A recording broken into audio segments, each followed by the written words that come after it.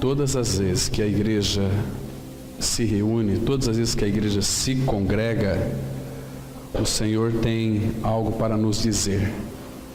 E sempre será assim, quando nós então dispomos o coração, nos congregamos, porque Ele nos dá toda essa possibilidade.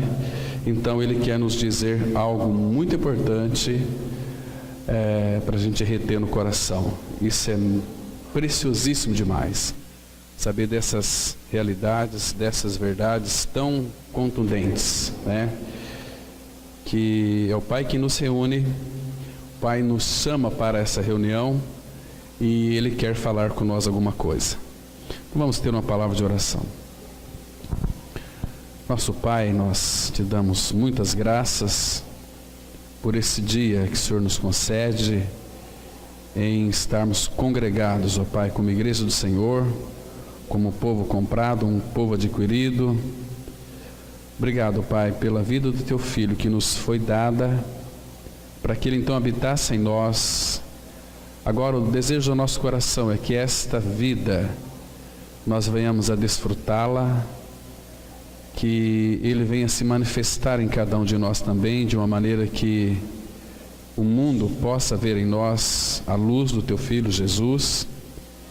E como o Senhor deseja, Pai, falar conosco mais uma vez nesta manhã, te suplicamos, céus abertos, que Teu Espírito Santo venha manifestar a Tua palavra aos nossos corações, Tu venhas falar conosco pela Tua palavra, aquieta e tranquiliza o nosso coração, para que possamos receber a Tua palavra com mansidão, porque quando ela penetra em nós, Pai, ela tem um poder muito grande de transformação, de remoção de todas as impurezas. E nós sabemos, ó Pai, da felicidade que é ter um coração limpo. Eu sei, ó Pai, que o mundo talvez até almeja isso, mas não tem buscado isso, tem buscado felicidade em outras coisas, nunca encontrarão, infelizmente. Pai, mas o Senhor tem os Teus. O Senhor sabe daqueles que de fato já creram no Senhor, daqueles que são perseverantes no Senhor. Continue, Pai, falando conosco, queremos ouvir a Tua voz. Nos dê sabedoria para aplicar a Tua palavra, para receber a Tua palavra com entendimento espiritual. Em nome de Jesus nós oramos. Amém. Então vamos ler, irmãos, inicialmente Mateus 5, versículo 8. Vamos ler juntos a palavra. Mateus 5:8, ela diz assim: bem-aventurados os limpos de coração, porque verão a Deus. Essa palavra, em algumas versões, limpos de coração ou puros de coração, é a mesma coisa. Claro que aqui ela não está de uma forma como deveria ser no grego. No grego é uma fala de uma pureza sem qualquer tipo de escória, sem qualquer tipo de, mesmo que seja um resquício, mesmo que seja um cisquinho apenas de impureza. Não, um coração puro segundo Deus é um coração que é totalmente dele. Ele deu o seu coração para nós, para que o nosso coração fosse inteiramente dele, e não nosso, né? Claro que o coração físico, o coração humano está relacionado à nossa mente, à nossa vontade, à nossa emoção, nosso pensamento, volição. Tudo isso é o nosso coração. Quando você se depara com a palavra alma na Bíblia, ela também está se referindo de alguma maneira ao coração, aquilo que você é. Nós somos uma alma, que agora então foi regenerada. O nosso espírito foi regenerado. A nossa alma não foi regenerada. A nossa alma, o Pai está, cada dia que passa, conquistando-nos para Ele. Nós éramos espiritualmente mortos. O que foi regenerado, o que Deus trouxe vida para nós, o lugar da sua habitação, é o espírito do homem. O nosso espírito é a lâmpada do Senhor, onde luz só pode ter comunhão com a luz. Então Ele formou o espírito do homem, colocou o espírito do homem dentro do homem, e aonde nesse espírito o Pai tem comunhão. Agora o nosso problema é nós mesmos, né? Então o Pai agora, pelo trabalho da cruz, pela operação do Espírito, Ele vai começar a purificar a nossa alma. E a alma purificada, o dia que a nossa alma estiver absolutamente conquistada pelo Senhor, nós vamos então, não iremos mover absolutamente nada sem antes consultar o Senhor, entende? Aí o Espírito e a alma, a sua personalidade, ela não vai ser mudada. A nossa personalidade, o que o Pai faz é simplesmente transformá-la, né, para que ela se adeque à vontade do Pai. Por isso que aquela oração do Pai Nosso ela é tão fundamental. Seja feita a tua vontade, assim na terra como no céu. A alma nossa tem que desejar isso. Com o nosso espírito está tudo bem, já fomos regenerados, somos filhos de Deus. Mas a nossa alma, irmãos, ela é tão problemática. A nossa alma precisa ser tratada. Então, ter um coração puro é o trabalho de Deus em purificar a nossa alma. Então, um detalhe que é importante é a limpeza que o nosso Pai Celestial faz. Nunca é uma limpeza externa. Não é uma manifestação externa. Claro que essa limpeza ocorre no nosso interior. Ele vai nos conquistando, vai trabalhando, vai tirando as impurezas para que então a vida de Cristo se manifeste em nosso corpo mortal. Os nossos gestos, o nosso falar, um falar dócil, um falar agradável, um falar sem murmuração, é indícios de um coração que foi trabalhado pelo Senhor.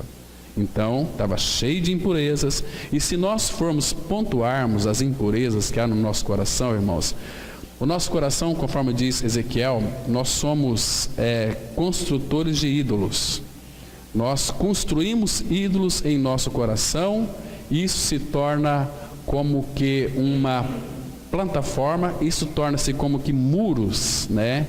Onde nós criamos impedimentos para que a vida do Pai opere em nós, pelo seu Espírito. Então, Ele dia a dia vai nos conquistando, mostrando uma revelação linda da palavra aqui, usando o irmão ou irmã para falar conosco. A gente vai se rendendo a Ele, vai se rendendo. O ser humano em si, nós somos cheios de máscaras, entende? Então, quando nós contemplamos a obra de Cristo na cruz do Calvário, ali nós somos inseridos nela, não só a obra da cruz, mas a obra da cruz também envolve o sangue derramado, né, onde o Pai sabe que o ser humano não tem jeito mesmo, nós somos tão complicados, é muito difícil, irmãos, a salvação da alma na vida de um homem. Salvação no nosso espírito já está tudo certo. Quando nós cremos em nossa morte e ressurreição com Cristo, você é uma nova criatura. Agora, o problema nosso é a nossa alma, que é teimosa, que é raquítica, que é cheio de preconceito, cheios de tomar decisões. Nós estamos preparando aqui um estudo sobre julgamento, né? Vamos tratar dentro do assunto da maturidade. A gente vai ver, irmãos, que quão terríveis nós somos em julgar. Julgamos a nós mesmos, nos medimos a nós mesmos, julgamos outros irmãos com a nossa fala. Tudo isso incorre em grande perda para nós. O Pai quer que nós tenhamos um coração puro. O exterior, ele é uma manifestação de uma vida conquistada pelo Senhor. A gente vai analisar isso aqui hoje. Vocês se lembram que quando o Senhor Jesus, naquela grande ceia lá em João 13, que ele pegou uma toalha e começou a lavar os pés dos discípulos, e quando chegou em Pedro, falou: Pedro, eu vou lavar os teus pés. Falou: não, Senhor, eu que tenho que lavar a ti, você não precisa lavar a mim. Aí o Senhor Jesus disse para ele assim, lá em João 13, né, a partir do versículo 7 a 10, ele disse assim: olha, Pedro, se eu não te lavar, você não tem parte comigo. Então ele disse: olha, Senhor, não apenas os pés, mas também todo o corpo. Estava dizendo para Pedro: olha, vocês têm que lavar só os pés. Quando Pedro pediu para que lavasse todo o corpo, não, eu não vim lavar todo o corpo, vocês já estão limpos pela palavra que vos tenho falado. Porque quando Jesus fala alguma palavra, a palavra dele, irmãos, nunca podemos esquecer, é uma palavra penetrante. Então, quando nós pregamos o Evangelho, nós estamos sendo boca de Deus. Pregar o Evangelho é ser boca de Deus. E nós temos que crer, e essa palavra vai operar se nós crermos que ela vai operar. Porque Deus também não vai fazer nada sem o seu corpo. Se nós lançamos uma palavra e não cremos que aquela palavra vai operar na vida daquelas pessoas, não vai operar mesmo. Ainda que a palavra de Deus é poderosa, mas Deus decidiu trabalhar conosco, incumbindo-nos dessa responsabilidade. E quantas pessoas nós pregamos essa semana a palavra, né? Percebe que nós somos estáticos, irmãos? Não é? Por que isso? Porque a nossa alma, os olhos, é o alimento da alma. Diariamente muitos, infelizmente, não se alimentam da palavra de Deus, se alimenta de muitas coisas que, claro, o mundo, o sistema é todo ele maligno. Então, o que o diabo faz? Faz com que a gente se alimenta de muitas coisas, de um bom filme, de uma boa novela, passamos horas no Facebook, o WhatsApp. Então isso vai comendo o nosso tempo e ao mesmo tempo nós estamos sendo um glutão dessas tecnologias eletrônicas. Então isso vai fazendo com que a gente se alimenta e vai tudo para o nosso coração. Por exemplo, se nós perguntássemos como é que está aqui as provocações entre os Estados Unidos e a Coreia, nós vamos saber dizer detalhadamente. O terremoto aconteceu lá no México agora, que é o princípio das dores. Irmãos, isto não é para nós ficarmos tristes, muito pelo contrário, é para a gente se alegrar, porque o princípio das dores já foi instaurado, né? Muita gente passando fome, mas graças ao Senhor que no meio de tudo isso o Pai tem a sua igreja, e o Pai é quem alimenta a sua igreja, o Pai é quem sustenta a sua igreja, o Pai é que provê tudo para a sua igreja, porque a igreja é amada do Filho, é a noiva do Filho, e a igreja não vai perecer. Por isso, irmãos, temos que estar ligados ao corpo de Cristo, a vida da igreja. Fora do corpo de Cristo não é igreja, é só, muitas vezes, é uma visão inadequada do que seria o cristianismo. Porque se nós não temos prazer hoje de se reunir como igreja, como que nós temos pretensões de ir para o céu? Hoje à noite a gente vai falar que Deus não manda ninguém para o céu e ninguém para o inferno. Onde é que nós estamos então? Vamos deixar para hoje à noite falar desse assunto que vai ser um pouco contundente, bem profundo, para a gente analisar alguns aspectos da nossa vida que parece que nós estamos anestesiados, irmãos. Nós não temos uma motivação para o Senhor. A nossa motivação é para as coisas. Quando, por exemplo, temos uma situação assim. Lembra daquele Salmo 122, como é que ele começa? Começa assim: alegrei-me quando me disseram, vamos à casa do Senhor. Lembra? Muito interessante aquele Salmo. Vocês se lembram que de repente aqui, olha, o Felipe, o filho do Ademir, vai se casar e convida todos nós, vai ser uma grande festa. A nossa alegria para o casamento dele, para muitos, infelizmente, é maior do que se fosse vamos à casa do Senhor. Entende? Nós estamos cheios de coisas mundanas. Casamento é um projeto de Deus, sim, mas não só isso, mas qualquer tipo de coisa que envolve a afetividade da alma, nós estamos prontos e preparados para ir. Participamos de tantas coisas onde o Senhor não está envolvido, irmãos. Isso significa que o nosso coração não está totalmente puro. Precisa então do Senhor. Se formos filhos, Ele vai trabalhar. Por isso que às vezes muitas pessoas caem em tantas desgraças, aparentemente do ponto de vista dela. Por que isso acontece comigo? Mas só por mim tanto sofrimento. Porque o Pai te ama, está te disciplinando. Entende? Porque o nosso coração não responde a Ele, somos filhos rebeldes, o nosso coração é tendencioso a fugir dEle e não se entregar ao amado da nossa alma. Como que o filho pode casar com a sua noiva? Porque ele é puro, irmãos, ele é santo, ele é maravilhoso. Como que ele pode casar com uma noiva que está se rebelando contra ele, que tem outros amantes? Ou seja, outras coisas ocupam o lugar do filho. A noiva não está preparada para esse casamento. Uma noiva birrenta. Quem aqui gostaria? Qual homem que gostaria de casar com uma noiva birrenta? Uma noiva ranheta, uma noiva cheia de preconceito, uma noiva que julga, uma noiva que é cheia de ira, uma noiva que sempre dá uns pitis. Eu penso assim, se não for do meu jeito, está tudo errado, né? Você acha que Jesus vai casar com uma noiva dessa? Não. Ele quer uma noiva que seja totalmente entregue a Ele. Onde Ele fala assim, você vem comigo? Ela diz, olha, eu irei. Por onde quer que tu fores, eu irei. Por quê? Porque eu te amo. Aquele amor que Ele colocou em nós deve ser respondido ao nosso Senhor. Aí sim, irmão, nós estamos com o coração purificados, preparados para receber o nosso noivo. Ah, que dia! O nosso Senhor Jesus está esperando essa conquista há mais de 2000 anos e o nosso coração endurecido. Nós nos voltamos para a nossa própria satisfação, para o nosso umbigo. O que eu vou ganhar com isso? Puxa vida, eu precisava tanto de uma bênção de Deus. Deus não tem bênção para você, nem para mim. Deus tem tudo para nós, irmãos. Está na pessoa do Filho. O que nós precisamos é dele, mas nós se rebelamos contra ele. Querido, você já parou para pensar que Abrão foi chamado amigo de Deus? Lembra? Tiago vai dizer, Isaías também vai dizer exatamente isso. Amigo de Deus.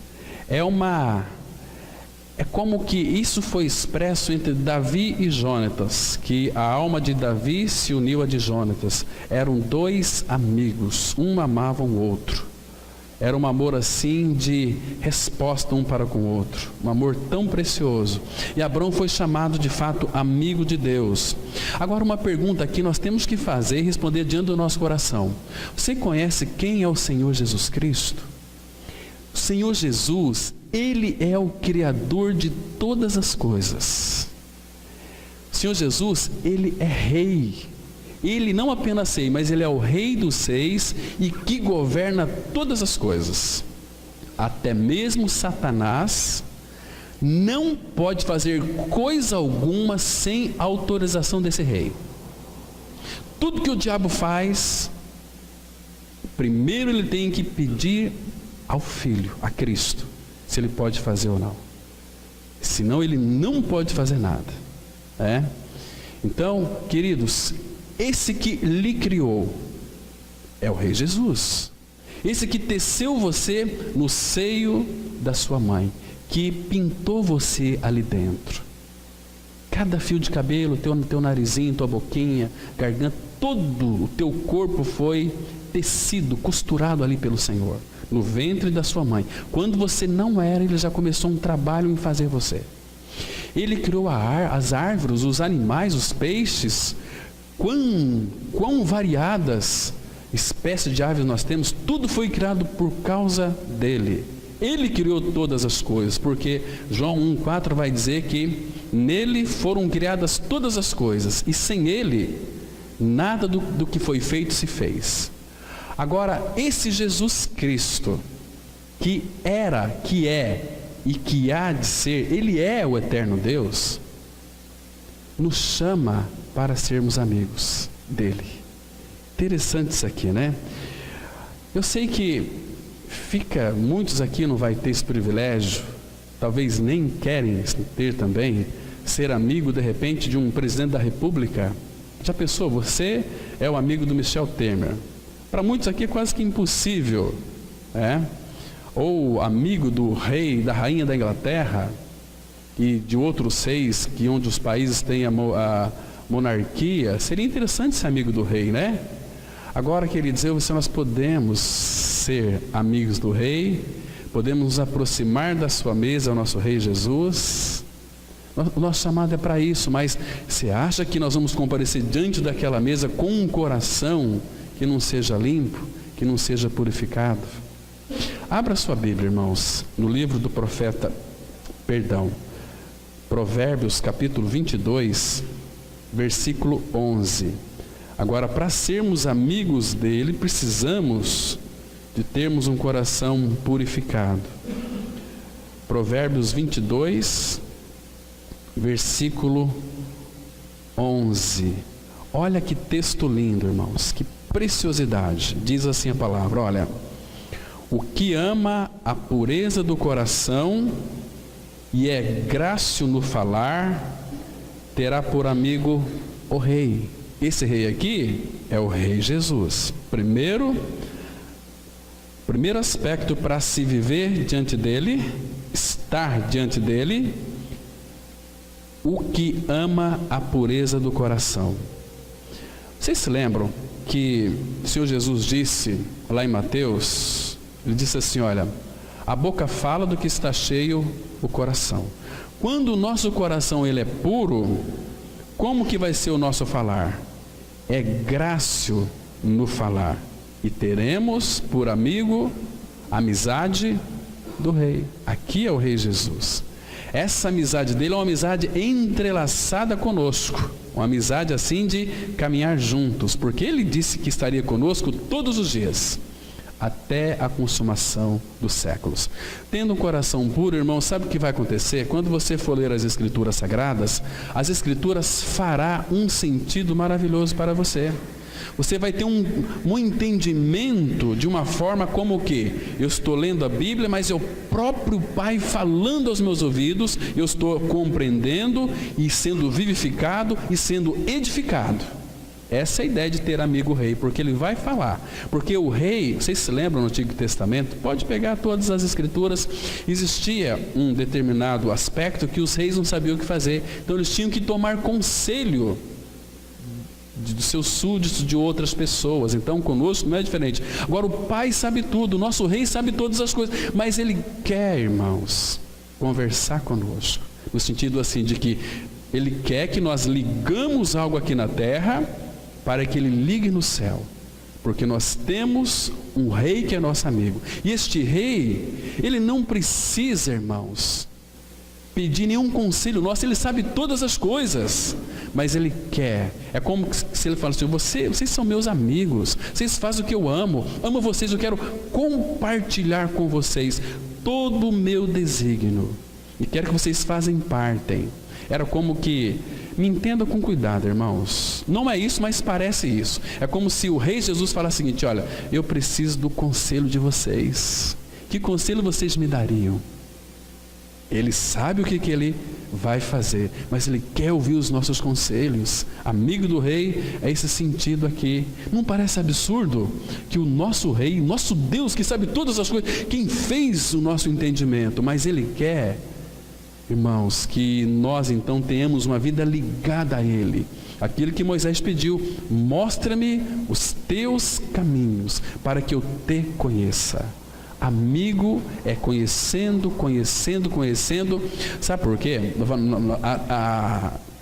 Para a gente chegar num ponto assim, olha, eu sei o que o Pai vai fazer, eu sei que meu rei vai fazer agora, e ele vai fazer, porque está ligado aqui na terra e ligado com a sua palavra. O Espírito Santo vai nos levar para a palavra, e na nossa oração ele vai mostrar o desejo do coração dele. Porque, irmãos, abra lá em 1 Samuel, capítulo 2 de 1 Samuel, versículo 35. Então Deus aqui está dizendo para Eli, porque Samuel já estava ali no templo, ele era um bebezinho, a Ana entregou ele bebezinho ali no templo. Então, aí Deus diz para Eli assim, olha, 2,35 de 1 Samuel. Então suscitarei para mim um sacerdote fiel.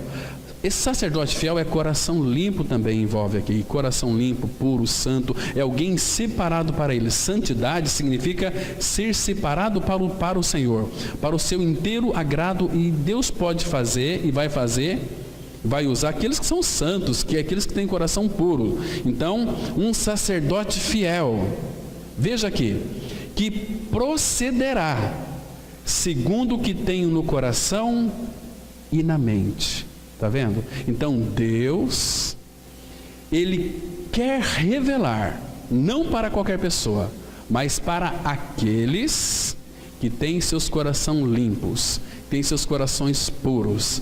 Esses homens, essas mulheres, o Pai vai revelar aquilo que ele tem na mente e também no coração. Vocês estão compreendendo aqui? Por que mente e coração? Claro que aqui fala do Filho, porque quem tem mente é o Filho, porque quando ele se fez carne, ele ganhou uma natureza humana. E coração aqui é do Espírito. Entende? Muito interessante, irmãos. Então, aquele que é amigo de Deus vai saber o que o Pai tem na mente e no coração para proceder de igual modo. É essa a ideia aqui. Vocês estão me compreendendo? Irmãos, isso aqui é muito lindo. Isso aqui é preciosíssimo demais. Igual as pessoas falam assim: puxa vida, mas Deus, Ele é tão bom, né? Claro, Deus é bom. Deus é maravilhoso. Muitos teólogos estudam sobre a graça comum. A graça comum é diferente de uma graça especial revelada para a igreja. A graça especial é para os filhos de Deus. A graça comum é que todos desfrutam. Irmãos, vocês sabem por quê? Que os ímpios também se desfrutam de chuva, de sol. Os ímpios de noites agradáveis, fresquinhas. Tudo aquilo que nós desfrutamos, eles também desfrutam eternamente, por causa de nós. O Pai nos abençoa. Então a graça comum também os atinge por causa da bênção de Deus que está em seus filhos Jesus. Entende isso? Se você é um filho de Deus, trabalha numa empresa, a prosperidade daquela empresa depende de você estar ali, sendo um homem e mulher de coração puro, porque você vai orar ao Pai. Pai, abençoa esse local, abençoa os funcionários, abençoa o patrão. Então o Senhor vai derramar sua graça comum ali. Mas em realidade espiritual, Deus não é bom para os ímpios, para aqueles que não creem. Deus é bom para com o seu povo. Vocês já leram? Abra lá no Salmo 73, versículo 1. Então ali deixa muito claro que Deus não é bom para todos. Quando fala que Deus é bom, é para o seu povo, para com o seu povo, para aqueles que é de coração limpo, de coração puro. Olha só que lindo texto nós temos aqui, Salmo 73, versículo 1. Olha o que a Bíblia diz: olha, como efeito, Deus é bom. Claro que Deus é bom, Ele é bondade. Deus é bom para com Israel, o povo de Israel que Ele escolheu para alcançar o mundo. E tem outro para aqui também, para com os de coração limpo. Está vendo? Irmãos, que privilégio é eu e você sermos filhos amados do Pai e termos esse coração limpo, porque Ele purificou. A cruz tratou do nosso velho homem. Irmãos, o sangue de Cristo purificou o nosso coração. Aliás, lá naquela cruz houve um transplante de coração. Ele tirou o nosso velho coração, nos deu um novo coração e regenerou o nosso espírito. O coração que pulsa em nós é o coração do Filho. Quando o Pai, então, Ele está ouvindo o pulsar do nosso coração, é o coração do Filho de Deus, Cristo, que está em nós. Então o Pai tem tanto prazer em nós, irmãos, por causa do Filho. Aquele que é puro, aquele que é santo, aquele que, gente, é precioso o nosso Jesus, Então, amados, temos que fazer essa pergunta aqui: quem subirá ao monte do Senhor? Aquele que o Salmo 24 vai responder nos versículos 3 e 4, aquele que é limpos de mão e puros de coração. Esses que irão subir para lá, ok? Então, irmãos, vamos caminhar aqui um pouquinho. Bem-aventurados os limpos de coração, ou os puros de coração, porque, irmãos? Será que isso aqui não te alegra o seu coração? O que aparece aqui? Limpos de coração está associado a ver o quê? A ver quem? Verão a Deus. E hoje, irmãos, deixa eu fazer mais uma pergunta aqui. Nosso coração está preparado para vermos o Deus eterno, Senhor Jesus? Vamos imaginar que Ele está do outro lado ali. Nós vamos sair dessa porta, vamos encontrar com Ele, o Rei dos Seis. Como é que nós nos apresentaríamos diante dele, irmãos? Cabeça baixa, olhar nos olhos dele: Senhor Jesus. Oh, que dia vai ser esse? Essa palavra aqui, irmão, mexe muito com o meu coração, porque limpos de coração verão a Deus. Que precioso vai ser esse dia. Esse dia está para chegar. Hoje nós o contemplamos pela fé, mas logo, logo a nossa fé será substantificada pela verdadeira realidade. Que dia vai ser esse? Que dia maravilhoso! Para a igreja do Senhor vai ser um dia de triunfo, um dia de louvor eternos, mas para os ímpios será um dia de lamento, um dia de terror, e que Daniel fala 12:2, de horror e vergonha eternos. Que triste. Então, se esta declaração positiva é verdadeira, a recíproca também o é. Ai dos impuros de coração, porque nunca verão a Deus. Se os limpos verão a Deus, os impuros de coração nunca verão a Deus. Talvez verão naquele dia para ouvir a voz dele.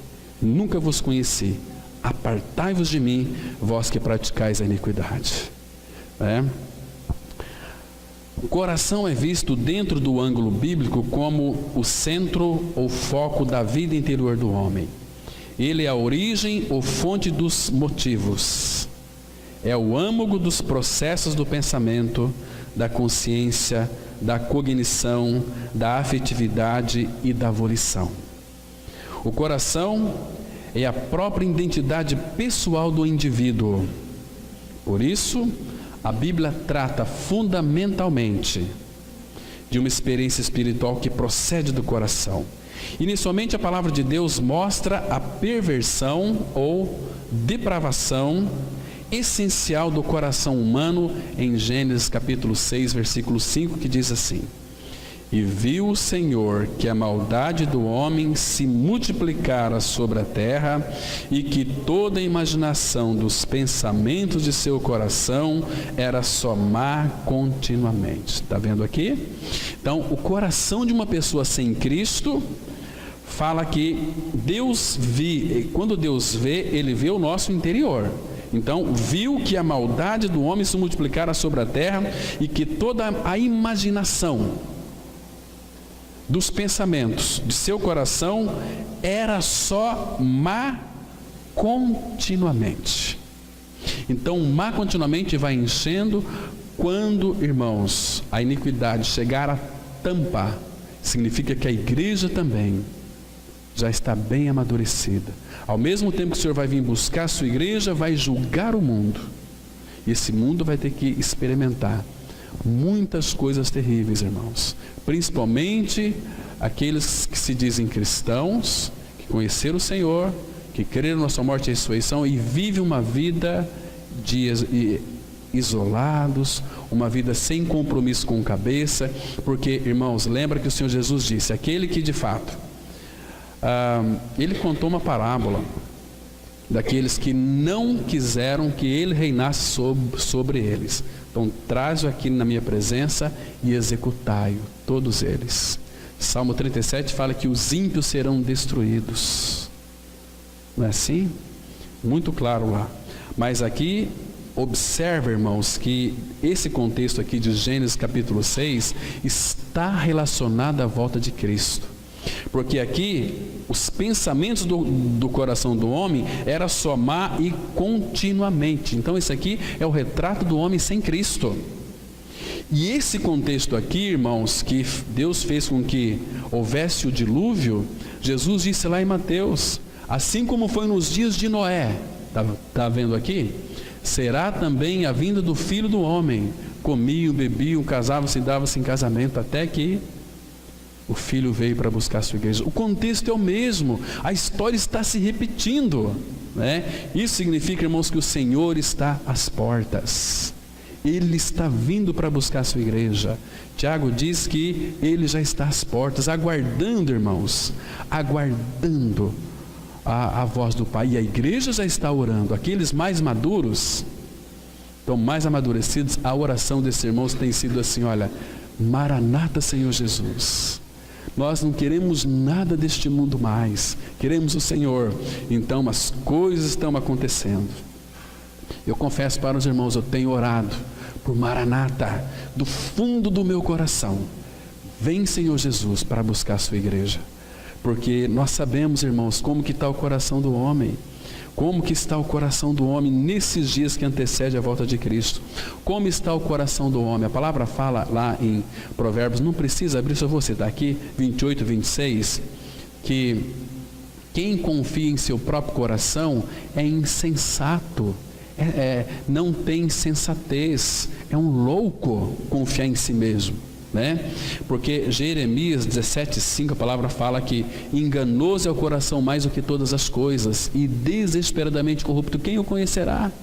Irmão, se nós formos sinceros, nós não conhecemos o nosso próprio coração. Você quer ver como é que você não se conhece? Como é que você, que diz um cristão, às vezes tem aqueles ataques de raiva, você tem vontade até de matar, uma raiva louca, uma raiva terrível, coração enganoso. Pare de olhar para o seu coração, busque ser nutrido pelo Senhor, o Senhor da glória, que trocou o teu coração. A palavra fala em Isaías 1:5 que toda a cabeça está doente, todo o coração enfermo. Irmãos, somos doentes, o coração está doente, está falhando, e tem muitas pessoas confiando no seu próprio coração. E eu sei, deixa comigo, e assim, no meu modo de vida cristã tem que ser assim. Às vezes está totalmente divorciado das Escrituras Sagradas. Estão vivendo num sono da morte eterna. Irmãos, não brinque com a sua alma, ela é eterna. E Deus não deseja que você passe a eternidade no inferno. Por que passar no inferno se Deus em Cristo veio para que nós tivéssemos vida e vida em abundância? Nosso Senhor diz: eu lhes dou a vida eterna, jamais perecerão. Irmãos, coração impuro é uma das coisas que Deus detesta. 6 coisas o Senhor aborrece, a 7ª sua alma abomina, e uma delas, em Provérbios 6:18, fala que é esse coração aqui impenitente, coração que só maquina o mal. Mas a gente pensa que maquinar o mal é pensar coisas terríveis. Não, é você pensar em fazer obras de caridade para uma organização institucional, sem ter um coração puro. Isto é obra maligna. Vou dar uma cesta básica lá para aquela família que está pobrezinha. Puxa vida, que atitude linda que você fez, não foi assim? Mas sem a vida de Cristo, aquilo é considerado por Deus como obra maligna. Obra maligna são todas as obras que não são feitas em Deus, é obra maligna. Eu estou ajudando uma família que está passando fome, muito bem, eles vão ganhar com isso, mas aquilo para Deus, essa atitude é obra maligna. É duro isso? É duro, mas que Deus que é esse que não me reconhece? Irmãos, Ele nunca vai buscar o nosso reconhecimento. Por mais bom que nós somos e boas coisas que fazemos, queridos, Deus não vai ficar impressionado com isso. Ele vai ficar impressionado quando nós crermos que fomos atraídos no corpo de Cristo, fomos crucificados e mortos com Cristo e ressurretos com Cristo. Aí sim o Pai fala: puxa vida, quanto aos santos que há na terra, são os notáveis, nos quais eu tenho todo o meu prazer. Salmos 16:3. Por quê? Porque o notável, que é o Filho de Deus, habita em nós. Cristianismo, irmãos, não é algo difícil de se viver, é impossível de se viver. Agora, quando nós deixamos Cristo viver em nós, aí se torna tudo tão maravilhoso. Aí toda a honra, todo o louvor volta para Ele. Irmãos, mas então, até quando, pergunta o profeta Jeremias, capítulo 4, versículo 14, até quando nós vamos hospedar os maus pensamentos em nossa mente? Lava o teu coração na malícia, e Ele já tem um antídoto que é para lavar o nosso coração. É o sangue do Cordeiro, é a palavra dele. Vamos avançar um pouquinho mais, irmãos. Então, o homem se mede por outro homem. Quando ele deseja examinar seu caráter, sua ética, os seus princípios morais, ele se mede tomando por padrão outro homem.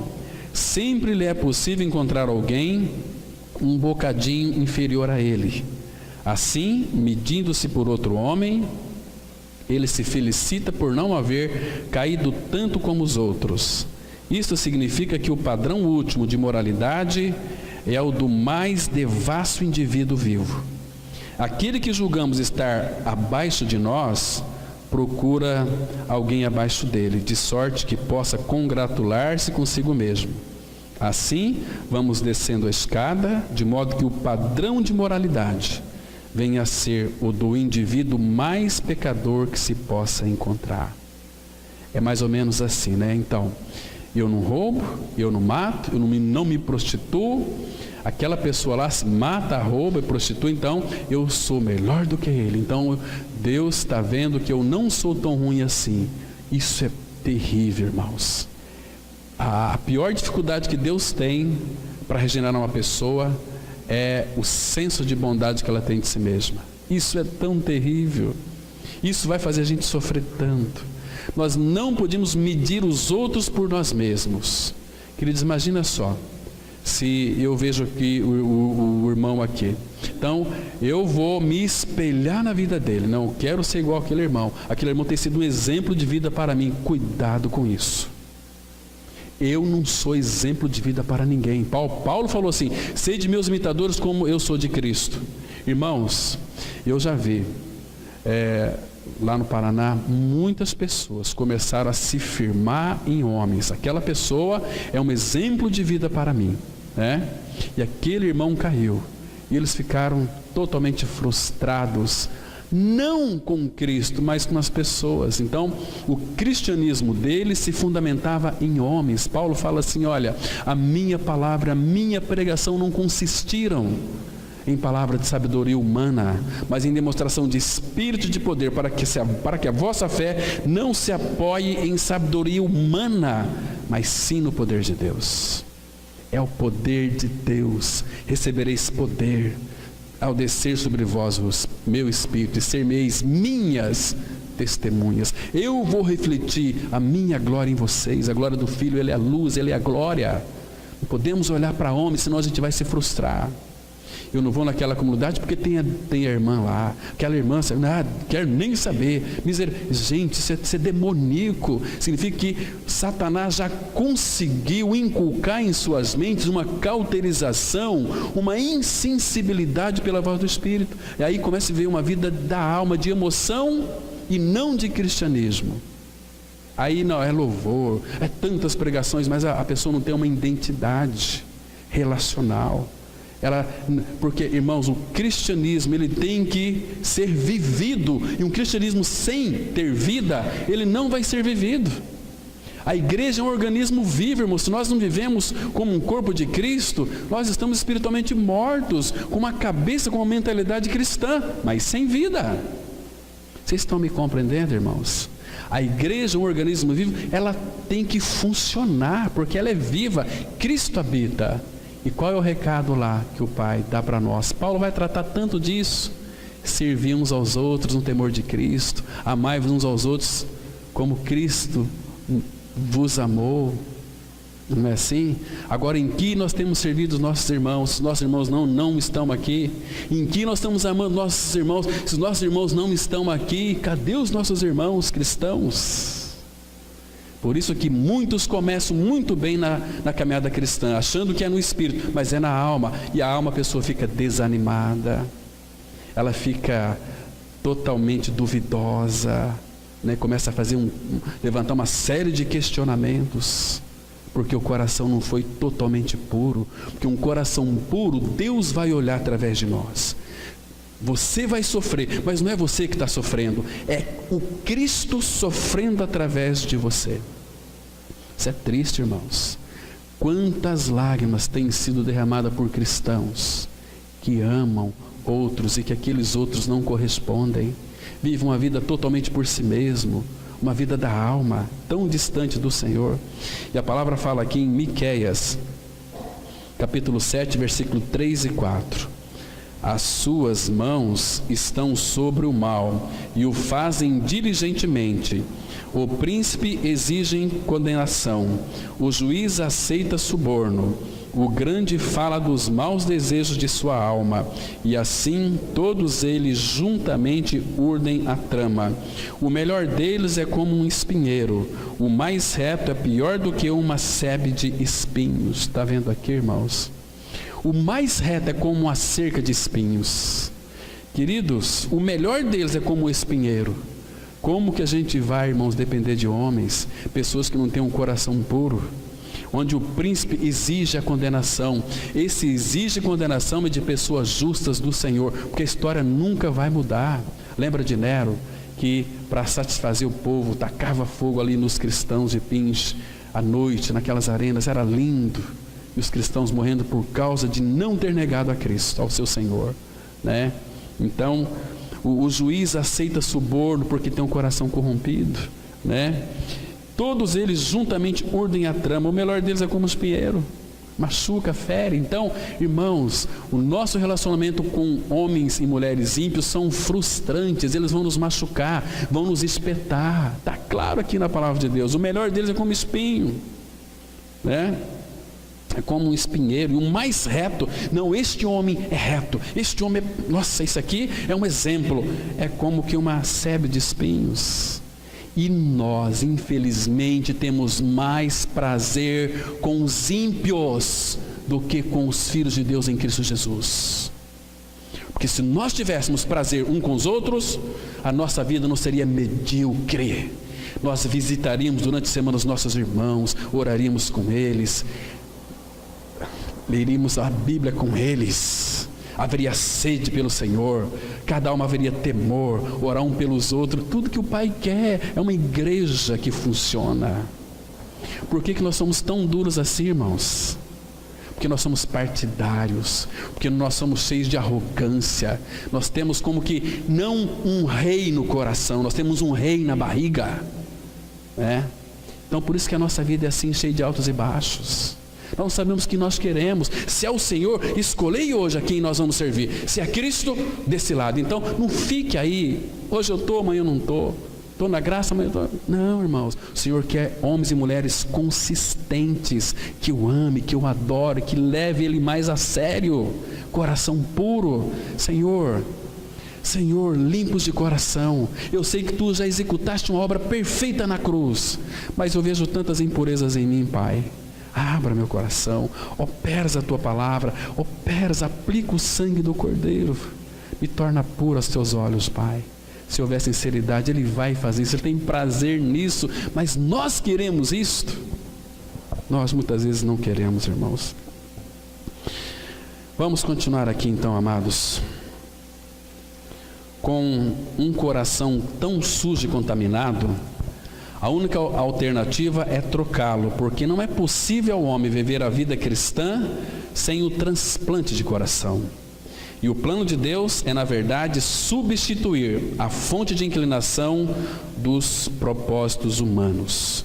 É por isso que o Senhor promete no livro de Ezequiel 36, 26: e vos darei um coração novo, porei dentro de vós um espírito novo, tirarei o coração de pedra da vossa carne e vos darei um coração de carne. Vamos considerar alguns pontos aqui que são fundamentais.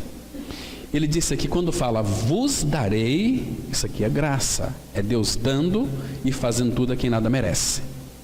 Um coração novo, porque o nosso coração velho é um coração tão duro, irmãos, que Jeremias 28, 29 fala sobre que a palavra dele é este martelo que quebra, que esmiuça a pedra, a penha.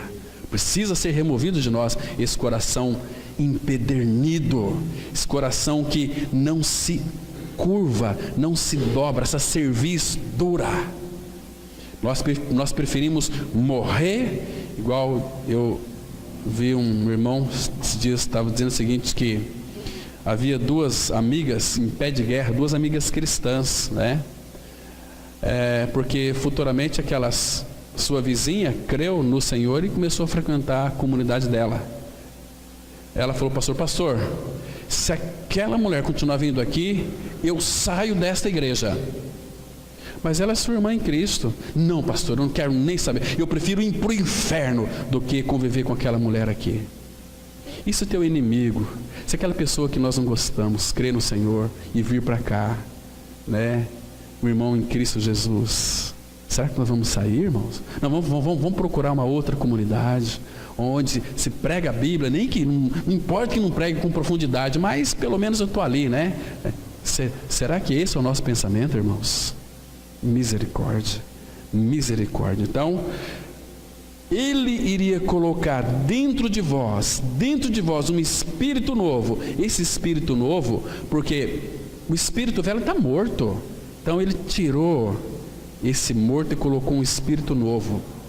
Ele nos deu nova vida, para que então Ele, através desse espírito, pudesse ter comunhão conosco.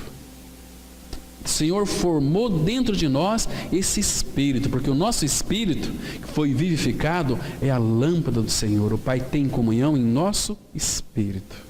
Por isso que eu disse aqui anteriormente, Ele quer conquistar agora você, a tua alma, para que teu espírito, a tua alma seja totalmente dele. Então, uma alma conquistada nunca vai dar um passo sem antes falar: Senhor, eu preciso de fazer isso, Pai, mas eu não sei como fazer, eu preciso da tua direção. Meus irmãos, se a nossa alma fosse assim, o Senhor iria encontrar tantos caminhos em nós, iria poder operar em nós coisas maravilhosas, irmãos. Então, e o que mais aqui? Tirarei o coração de pedra, tirarei o coração de pedra da vossa carne e vos darei um coração de carne. Uma vez que esse coração lhe foi trocado, ele precisa agora sempre de purificação, não o nosso espírito que foi regenerado, mas a nossa alma. É uma purificação diária. Quer ver como é que funciona? Vamos ler dois textos. Primeiro encontra-se em 1 João, capítulo 1, versículo 7. 1 João 1, verso 7. Olha aqui, irmãos, essa purificação, esse coração puro, precisa exatamente disso. Então ele vem falando aqui desde o 1 João capítulo 1, desde o versículo 5, que diz assim: ora, a mensagem que da parte dele temos ouvido e vos anunciamos é esta, que Deus é luz e não há nele treva nenhuma. Se dissermos que mantemos comunhão com ele e andarmos nas trevas, mentimos e não praticamos a verdade. Você entendeu esse versículo aqui, irmãos? Se dissermos, não adianta você dizer: eu sou um cristão. Não. Se dissermos que mantemos comunhão com Ele e andarmos nas trevas, na ignorância, andar na treva aqui é fazendo a vontade da carne e dos pensamentos, mentimos e não praticamos a verdade. Agora, olha o 7. Se, porém, andarmos na luz, como Ele está na luz, a primeira evidência é de que mantemos comunhão uns com os outros. Está vendo aqui, irmãos? A ordem.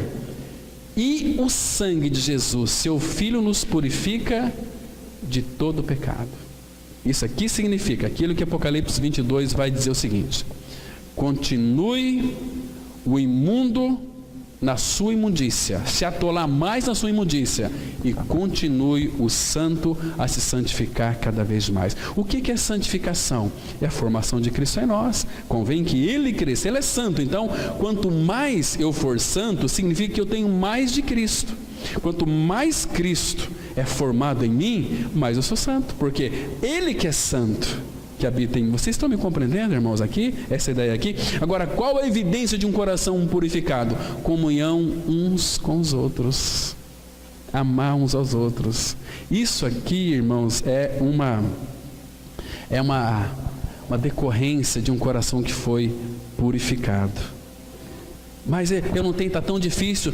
Faça como fez Davi. Salmo 51, 10. Cria em mim, ó Deus, um coração puro. Renova dentro de mim um espírito inabalável. Para que então, qual que é a consequência? 2 Coríntios 3,3, Paulo diz assim: vós sois a nossa carta escrita, conhecida e lida por todos os homens. As pessoas vão fazer uma leitura de nós, vai dizer o seguinte: não, este homem aí é uma nova criatura, este homem aí é um filho de Deus. Olha as suas obras, olha o seu modo de falar, olha que doçura, que agradável que é essa pessoa. E é tão bom ficar perto de alguém que é puro, né? Gostoso demais. A igreja do Senhor precisa de homens. Homens. Como que Maria Madalena, ela teve muitos homens impuros, mas o dia que ela teve encontro com o homem, aquele homem transformou a vida dela. Irmãos, nós temos este homem habitando dentro de nós, é Cristo. Ah, como nós precisamos dele. Vamos continuar. Qual é o sentido bíblico de coração? O coração é tido como o centro da personalidade. Não indica meramente a sede dos afetos e das emoções. Nas Escrituras, coração inclui mente, emoção e vontade. O que é coração? Mente, emoção e vontade. Fala do homem na sua totalidade. Jesus está falando que a pureza deve penetrar em todos os corredores da nossa vida, nossos pensamentos, emoções, motivações, desejos e vontade.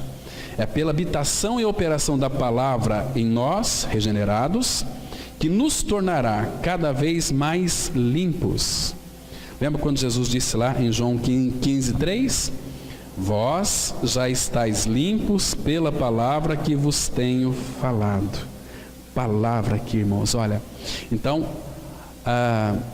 primeiro que a palavra de Deus nos regenera. 1 Pedro 1:23 fala assim: fostes regenerados não de semente corruptível, mas da incorruptível, mediante a palavra de Deus, a qual vive e é permanente. A palavra de Deus, ela nos vivifica. Salmo 119:25, a palavra fala assim, olha: a minha alma está apegada ao pó, vivifica-me segundo a tua palavra. E essa palavra também nos santifica. João 17:17, o Senhor Jesus disse assim naquela oração: santifica-os na palavra, santifica-os na verdade, a tua palavra é a verdade. Que lindo é isso aqui. E lá em Jeremias 36:25, aspergirei água pura sobre vós e ficareis purificado. E Paulo vai interpretar esse versículo de Ezequiel 36:25 lá em Efésios capítulo 5 versículo 26, que tendo a igreja purificado por meio da lavagem de água pela palavra. A palavra purifica, a palavra regenera, a palavra santifica, a palavra é tudo. Tudo que nós precisamos, porque ela é Cristo, ela é viva, ela é eficaz, ela é penetrante, muito interessante. O coração é a fonte de todas as nossas dificuldades. Foi por isso que Jesus fez um profundo e acertado diagnóstico do nosso coração, em Mateus 15, verso 19. Porque do coração procedem maus desígnios, homicídios, adultérios, prostituições, furtos, falsos testemunhos, blasfêmias.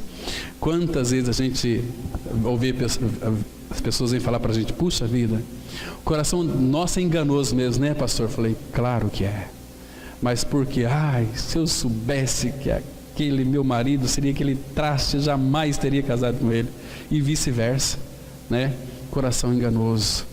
Puxa, mas época do namoro, mas é tanto fingimento, né? Eu te amo por toda a vida, eu vou cuidar de você, vou proteger você. Irmãos, sem um coração limpo, sem um coração purificado, não vai haver nada disso. Vai ser só espeto, só espinheiro, só hostilidade, só rígido. Tem tantos homens grossos aí. Quantas mulheres vêm falar comigo: pastor Cláudio, eu não consigo nem ter mais relação sexual com meu esposo, porque ele é um grosso, ele é um chato, é um nojento, é isso, aquilo. Meu Deus, fica discutindo com a esposa, gritando com a esposa. Depois, como que a mulher vai ter desejos sexuais?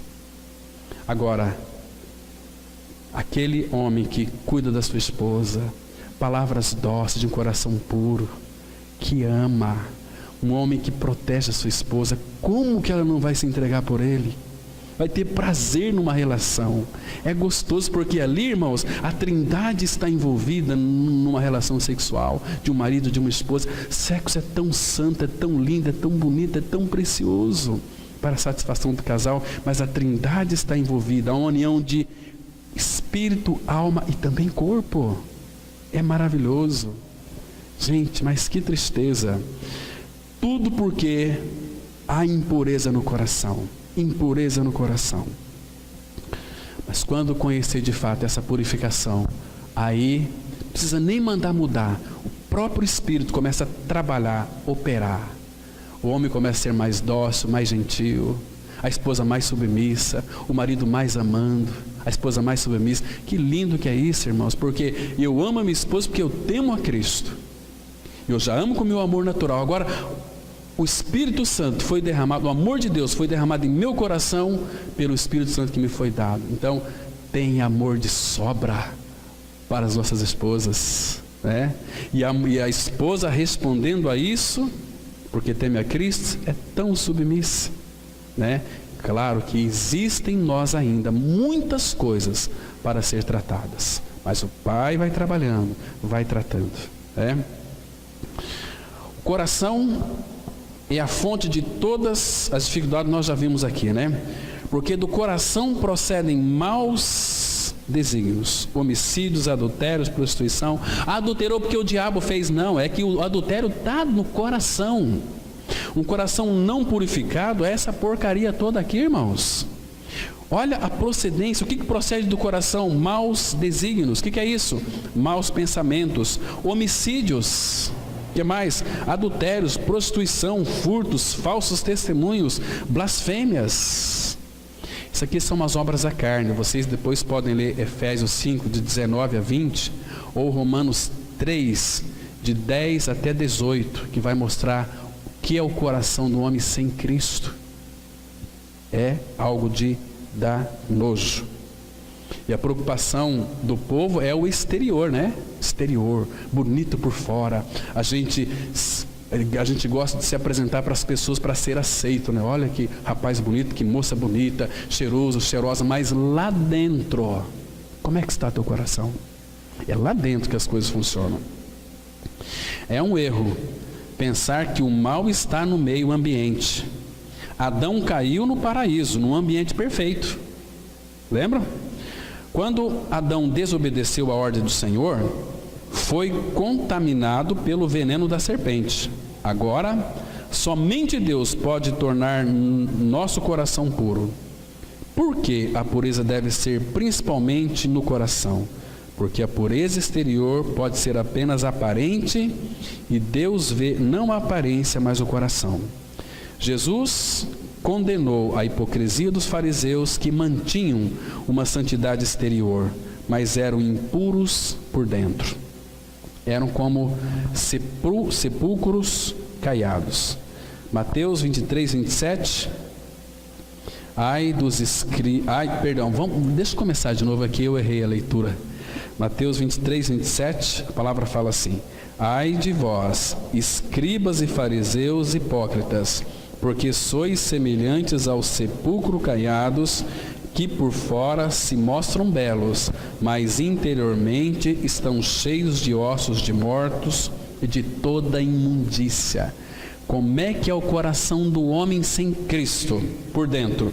Por fora é belo, mas interiormente estão cheios de ossos de mortos e de toda imundícia. Irmãos, todos nós aqui sabemos que um fogo pintado, ele não precisa de combustível. Eu desenho um fogo para ser verdadeiro tem que ter combustível, lenha, alguma coisa para poder queimá-lo. Uma confissão morta e formal é sustentada com muita facilidade por qualquer pessoa. Eu sou cristão, sou evangélico, eu sou um crente. Que crente que é evangélico? Às vezes não é nada. Quem é não precisa falar que é, né?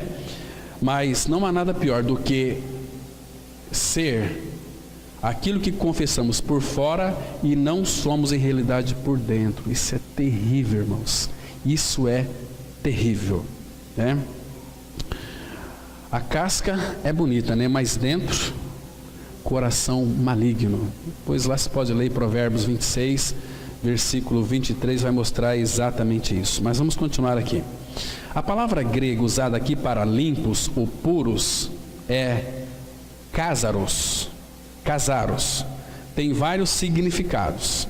Eu peguei todas elas e inseri aqui. A primeira uma ideia que passa de limpos era usada para designar a roupa suja que foi lavada.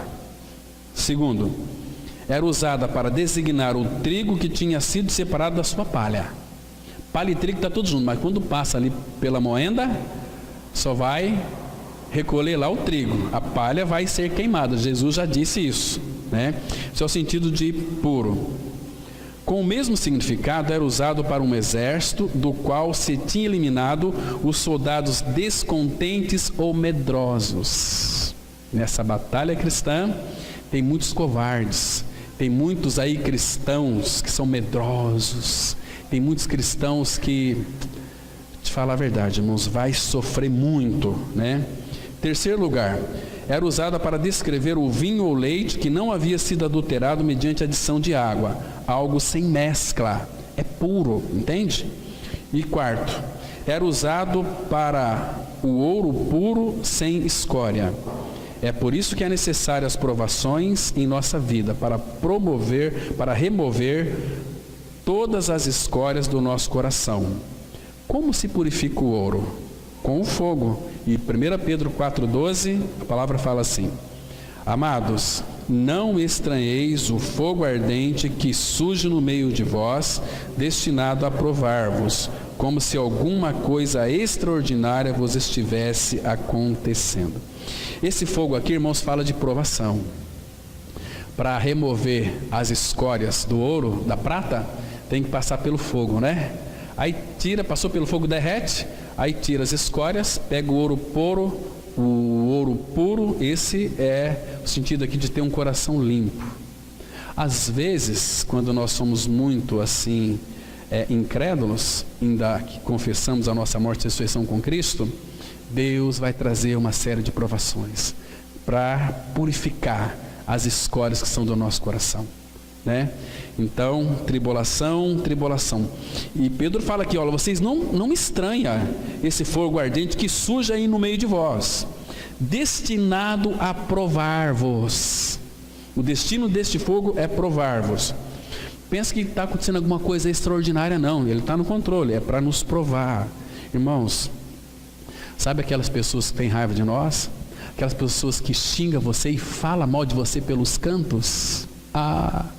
Se você encontrar essa pessoa, ajoelhe-se diante dela e fala assim: olha, deixa eu beijar a tua mão, porque você tem sido um instrumento de Deus na minha vida. Isso é cruz, irmãos, isso aqui é coração puro. Mas a gente parte para o revide, né? A gente liga, falaram de mim lá, etc. Não, obrigado, Pai, porque o Senhor tem usado aquela pessoa para falar mal de mim. Eu preciso de aprender a amar aquela pessoa. Ora por ela. Terceiro, falar: Pai, se vinga daquela pessoa, faz ela nascer de novo, dá ela uma nova vida, Pai, para que um dia a gente possa abraçá-la como irmãs ou como irmãos. Esse é cristianismo verdadeiro e prático, sem hipocrisia, sem qualquer resquício de religiosidade. Te vê esses crentes nessas igrejas e pula igual bode lá na frente, aleluia, glória a Deus. Não tem nada, tudo lá está vazia. Tudo lá está vazia, não conhece a Cristo, não conhece o Senhor. E a religião, irmãos, ela nos arrebata e nos leva para o fundo do poço, porque vai batendo religião, a gente começa, de repente está no fundo do poço. O que estou fazendo aqui, meu Deus? E o Senhor falou que o próprio Deus vai enviar uma operação do erro para que eles creiam na mentira. Por quê? Porque não acolheram o amor da verdade para serem salvos. Por esse motivo que Deus lhes manda a operação do erro para darem crédito à mentira.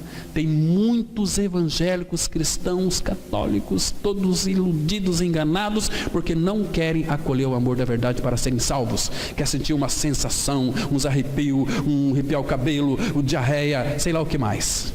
Por aí vai. Misericórdia, irmãos. Precisamos ter um coração purificado. Ele vai usar a tribulação. E na tribulação, se aprendermos a lição, vamos sair vitoriosos. Porque ele disse lá em 2 Coríntios 2,14 que Deus em Cristo sempre nos conduziria em triunfo. Vamos continuar. A palavra limpo significa destituído de hipocrisia, ou seja, uma devoção não dividida. O nosso coração puro, ele não pode ser dividido, irmãos, tem que ser totalmente do Senhor. A nossa grande dificuldade é nosso coração dúplice. Você sabia que Deus odeia o coração dúplice? No Salmo 119, versículo 113, a palavra fala assim, que Deus odeia a duplicidade. Deus odeia a duplicidade. Um coração puro não pode ser dividido. E ele diz que Deus se mostrará forte para com um coração que é totalmente dele. Coração totalmente conquistado pelo Senhor. E eu sou do meu amado é meu. Ninguém mais pode fazer parte deste amor tão sublime, tão doce entre eu e o meu Senhor. É um amor, irmão, incomparável. Incomparável. Cada um de nós podemos desfrutar desta grande virtude, de desfrutar do amor do Pai. Como precisamos. Coração limpo é o coração que não está dividido, pois ele está destituído de contaminação, sem mácula, puro e íntegro. E Hebreus 12:14 vai dizer o seguinte: segui a paz com todos e a santificação, sem a qual ninguém verá o Senhor. Santificação sem a qual ninguém verá o Senhor. Coração totalmente dele. Então, isso é tão precioso. Depois vocês leiam Isaías 35, de 15 até o verso 17. Vocês vão ver lá que como é que vocês vão ver o rei na sua formosura. Eles dão umas dicas ali muito interessantes, né? Então vamos concluir, irmãos. As palavras verão a Deus fazem referência tanto à visão espiritual como à física, tanto no hoje como no futuro. O pobre de espírito entra no reino dos céus agora. Os que choram são consolados agora. Os mansos de coração recebem seu direito de possuir a terra agora. Os que têm fome e sede da justiça são saciados agora. Os misericordiosos conseguem misericórdia agora. Do mesmo modo, os de coração limpo têm o privilégio de ver a Deus agora, com os olhos da fé, e no futuro terão o privilégio de vê-lo face a face. Vamos ler aqui, 1 João 3:2. Amados, agora somos filhos de Deus, e ainda não se manifestou o que haveremos de ser. Sabemos que, quando Ele se manifestar, seremos semelhantes a Ele, porque haveremos de vê-lo como Ele é. Aleluia! Irmãos, precisamos de mais alguma coisa, não sei isso aqui, irmãos. Limpo de coração, contemplar o Senhor face a face. Hoje nós o contemplamos pela fé, mas logo em breve a nossa vida é um sopro. Olha você que ontem era uma adolescente, né? Já está com ruguinhas aí no rosto, né? Os pés de galinha, né? E logo você vai abotoar aí o envelope de madeira e vai descer para a sepultura, para poder contemplar o teu Senhor. Amém. Vamos orar. Pai, obrigado pela tua palavra. Obrigado porque o Senhor nos pede para sermos limpos de coração. O Senhor provê toda essa limpeza no Filho, na sua palavra, pelo trabalho do teu Espírito. Pai, nos dê visão espiritual de como ter um coração limpo. Sabemos, ó Pai, que precisamos tão somente responder aquilo que o Senhor tem depositado em nossas vidas. Nos dê um dia agradável na tua presença. Prepara o nosso coração para a noite, mais uma vez, reunirmos em torno da pessoa do teu Filho, para que sejamos edificados e teu nome seja glorificado. Em nome de Cristo nós oramos. Amém.